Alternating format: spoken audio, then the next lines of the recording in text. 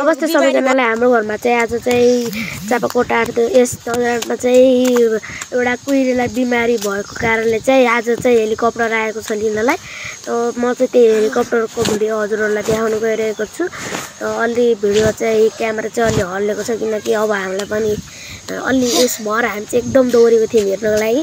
हाम्रो घरबाट चाहिँ यति माथि रहेको छ अनि त्यहाँ चाहिँ कति बेला उठ्छ थाहा हुन्न। त्यसैले है त अब हेर्नु सक्नुहुन्छ हाम्रो हेलिकप्टर।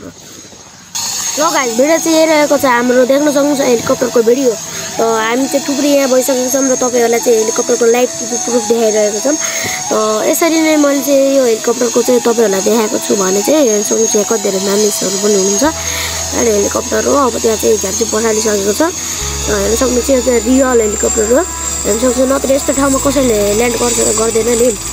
हाम्रो चाहिँ अब झ्याप्पी ल्यान्ड गर्ने ठाउँ हुन्न यस्तो ठाउँमा झ्याप्पी राम्रो होइन। ग्राउन्डमा ल्यान्ड गर्नु भनेको तर हामीलाई चाहिँ कुहिरे यहाँ बस्छन् भने त्यही एकछिन चाहिँ ल्यान्ड गर्नु पऱ्यो क्या। र हेलिकप्टरको चाहिँ अहिले उडिसकेको छ हेर्न सक्नुहुन्छ। उड्यो ल बाई बाई भनेको सबैजनाले। हजुरलाई नसुनाइने बाई बाई भनेको र मैले मात्र बाई बाई भनेको सुनाएको छु। हेर्न सक्नुहुन्छ अब त्यो चाहिँ आफ्नो वनतिर हुँदै जान्छ र हाम्रो घरबाट पनि देखिएको छ। अब यो चाहिँ यसो घुमेर जान्छ अब कताबाट जान्छ थाहा भएन। अहिलेलाई यति नै फेरि भेटौँला नेक्स्ट भिडियोमा। Okay guys by by.